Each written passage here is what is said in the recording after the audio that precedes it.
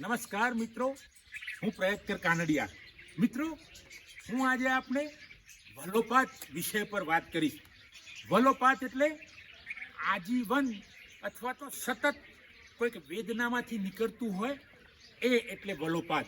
વલોપાત એટલે દુઃખની સીમાઓમાં માણસ પાર નીકળી ગયો હોય, સતત આક્રંદમાં રહેતો હોય, સતત દુઃખમાં રહેતો હોય, સતત ખુશીઓના માંથી નીકળી ગયો હોય એની વાત છે. અહીં વાત છે દીકરીઓની. વલોપાતમાં દીકરીઓની વાત છે. દીકરીઓ ક્યાં ક્યાં નીકળીને જાય છે અને દીકરીઓ કેટલું સાહસ કરે છે. પૂનમ નામની એક દીકરી વકીલ હોય છે અને વકીલ દીકરી ઘણી બધી દીકરીઓને બચાવવાનો પ્રયત્ન કરે છે.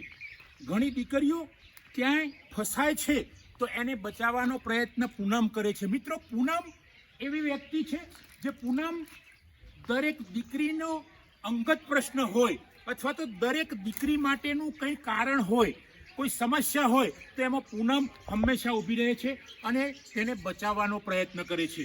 આ મિત્રો, વલોપાત એ મારી નવી નવલકથા છે. આપ સૌ જો વાંચશો એને નવલકથાને તો આપને વાસ્તવિકતાની ખબર પડશે કે વલોવાદ અથવા તો આક્રંદ છે શું. આજના આધુનિક યુગમાં, ટેકનોલોજીના યુગમાં માણસ છેક પહોંચી ગયો છે, દરેક ગ્રહ પર પહોંચી ગયો છે. માણસ દુનિયાને નાની બનાવી રહ્યો છે. ત્યાં મિત્રો, વલોપાતમાં આ પૂનમ નામની દીકરી એ ઘણી બધી દીકરીઓને બચાવે છે. આજના યુગમાં બળાત્કાર થાય છે તેવું નથી, પહેલાં પણ બળાત્કાર થતા હતા, આજે પણ થાય છે. દીકરીઓની છેડતી થાય છે એ વખતે પણ થતી હતી, ભૂતકાળમાં પણ થતી હતી, પ્રાચીન કાળમાં પણ થતી હતી. પણ બદલાવ છે, સમય બદલાય છે તેમ વધઘટ રહે છે. મિત્રો, આ પૂનમ કોઈ દીકરી પર બળાત્કાર થયો હોય તો એની પાસે જાય છે, એને બચાવે છે, એના પરિવારને મદદ કરે છે.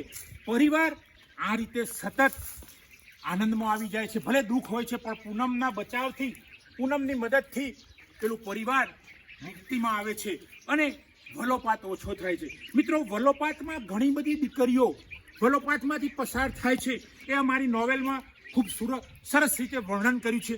આપ જો આ નોવેલને વાંચશો તો આજની આધુનિક યુગમાં દીકરીઓ ક્યાં પહોંચી છે અને દીકરીઓ ક્યાં પહોંચશે એની વાત કરવામાં આવી છે. દીકરીઓ જો આજે આગળ ના ગઈ હોય તો આ દુનિયા આગળ ના હોય.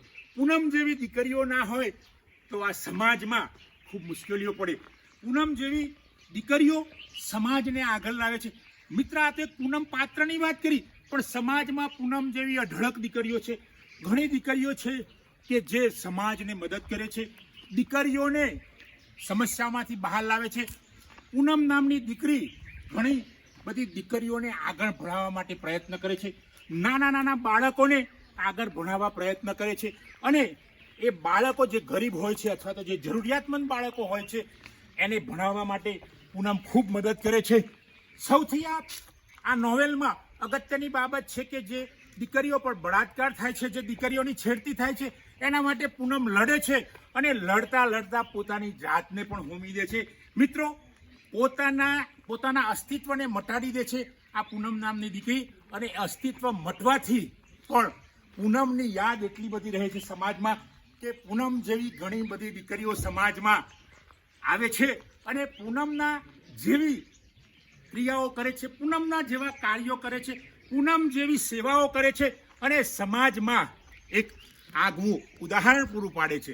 પૂનમ જીવતી હતી એ વખતે પણ એનું નામ હતું. આજે એનું અસ્તિત્વ નથી, એ હયાત નથી, છતાં પણ તેની નામ અથવા તો એની યાદોમાં ઘણી દીકરીઓ પૂનમ જેવી બને છે. અને જે દીકરીઓ વલોપાતમાં છે, જે દીકરીઓ પર રેપ થાય છે, જે દીકરીઓની છેડતી થાય છે, એવી દીકરીઓને આ દીકરીઓ, પૂનમ જેવી દીકરીઓ એને બચાવે છે. મિત્રો, જો આપણે પણ આ નોવેલ વાંચીને પૂનમની જેમ અથવા તો આ બીજી દીકરીઓ પૂનમ જેવી જે બની છે એની જેમ જો આપણે સમાજમાં મદદ કરીશું, સમાજની દીકરીઓને મદદ કરીશું, નાના બાળકોને, ગરીબ બાળકોને આપણે મદદ કરીશું, નાની દીકરીઓને, બાળકીઓને આપણે મદદ કરીશું તો આપણો સમાજ ખૂબ આગળ આવશે. અને સમાજ આગળ આવશે એટલે મિત્રો દેશ આગળ આવશે, દેશ આગળ આવશે એટલે દુનિયા આગળ આવશે, અને દુનિયા આગળ આવશે એટલે તો શું થશે, આખી જગ્યાએ આખા યુનિવર્સમાં અથવા તો સંસારમાં પ્રેમ છવાઈ જશે, અને આ પૂનમ જેવી દીકરીઓ આપણને યાદ રહેશે. મિત્રો, આપ સૌ વલોપાત અવશ્ય વાંચજો. દોસ્તો, જો તમને આ મારો વિડીયો પસંદ આવ્યો હોય તો લાઈક કરો, કોમેન્ટ કરો, શેર કરો, અને જો મારી ચેનલ સબસ્ક્રાઇબ ન કરી હોય તો સબસ્ક્રાઇબ કરો. Thanks friend.